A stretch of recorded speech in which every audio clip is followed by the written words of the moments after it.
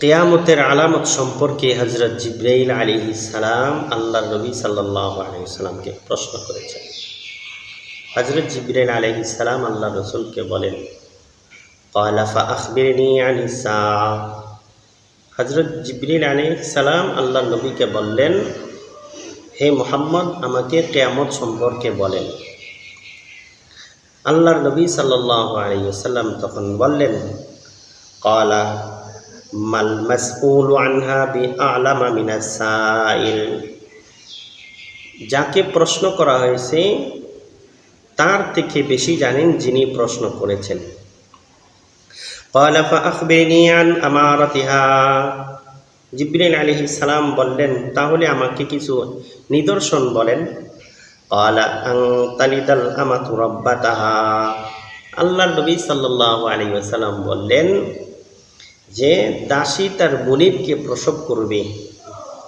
ওয়া আন তারাল হুফাতাল উরাতাল আলাতা রিআ আশ-শাই।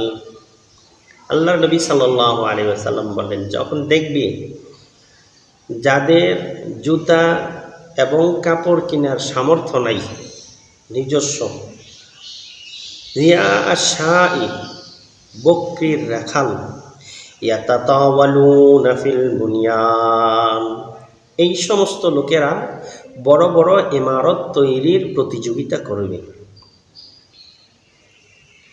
এই পর্যন্ত আল্লাহর নবী সাল্লাল্লাহু আলাইহি ওয়াসাল্লাম বলেছেন। এরপরে আরও একটা নিদর্শন হলো এই, হযরত আবু হুরায়রা রাদিয়াল্লাহু তাআলা আনহু থেকে বর্ণিত অন্য এক জায়গায় আল্লাহর নবী বললেন, ওয়া ইযা রাআইতাল হুফাতাল উরাতা সুম্মাল বুকমা মুলুকাল আরদি। আল্লাহর নবী সাল্লাল্লাহু আলাইহি ওয়াসাল্লাম বললেন, যখন দেখবে যে নগ্ন দেহ নগ্ন পদ বোবা বধির লোকদেরকে রাষ্ট্রপ্রধান হিসেবে রাষ্ট্র পরিচালনার দায়িত্বে দেখবে, তখন মনে করবে কিয়ামত নিকটবর্তী হয়েছে। এই হাদিসটা বলার পর আল্লাহর নবী সাল্লাল্লাহু আলাইহি ওয়াসাল্লাম সূরা লুকমানের এই আয়াতটি তেলাওয়াত করেছেন। ইন্নাল্লাহা ইনদাহু ইলমুস সাআহ।